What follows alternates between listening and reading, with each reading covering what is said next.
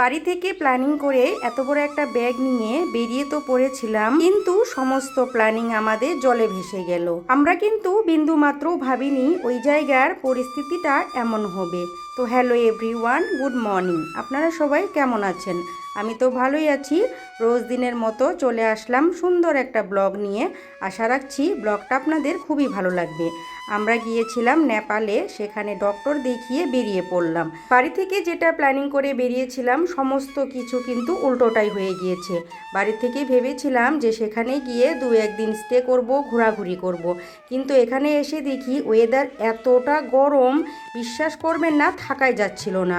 এই শিলিগুড়ি থেকে নেপাল অবধি প্রচণ্ড রোদ, আর কিন্তু প্রচণ্ড গরম।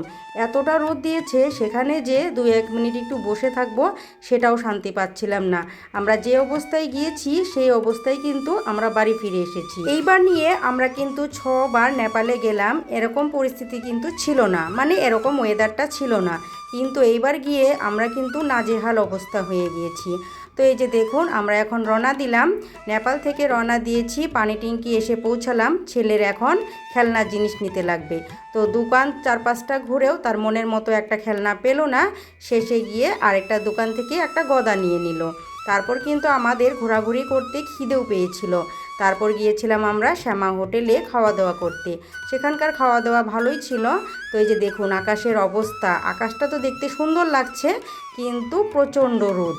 এই যে দেখুন এসে পড়েছি হোটেলে, আর চিকেন দিয়ে খাওয়া দাওয়া করছি। সঙ্গে কিন্তু ভ্যারাইটিস ধরনের সবজি ছিল, মানে আইটেমগুলো ভালোই ছিল। তো যাক, এখানে খাওয়া দাওয়া করে হাত মুখ ধুয়ে তারপর কিন্তু আমরা বেরিয়ে পড়েছিলাম।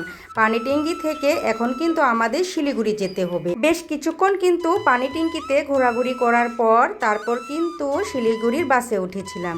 তো শিলিগুড়ি পৌঁছাতে মোট 1.25 ঘন্টা লাগে। এখন কিন্তু ঘড়িতে 12টার মতো বাজে, আর আমাদের কিন্তু অনেকটা টাইম শিলিগুড়িতে থাকতে হবে, কারণ আমাদের যে গাড়িটা সেটা হচ্ছে 4:30 সময় বের হবে। এই যে কয়েকটা ঘন্টা আমাদের থাকতে হবে, সেটা নিয়ে ভীষণ চিন্তা হচ্ছিল, কারণ একদিকে আমরা তো আগের দিন এসেছি, তার মধ্যে এতটা গরম, মানে ভালোই লাগছিল না।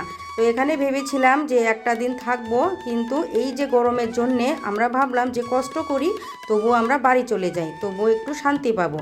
তো যাই হোক, বাস স্টেশনে 2 ঘন্টা 2.5 ঘন্টা থেকে তারপর কিন্তু আমরা হনুমান মন্দিরের ওখানে এসে পড়েছি। এই পিছনেই কিন্তু একটা গলি রয়েছে, সেখানে কিন্তু বাসগুলো থাকে। তো যাই হোক, কিছুক্ষণ এখানে ওয়েট করে তারপর কিন্তু বাসে উঠেছিলাম। তারপরে যে সারা রাত্রি পেরিয়ে কিন্তু আমাদের সকাল 10টার সময় আমাদের গন্তব্যে পৌঁছেছিলাম।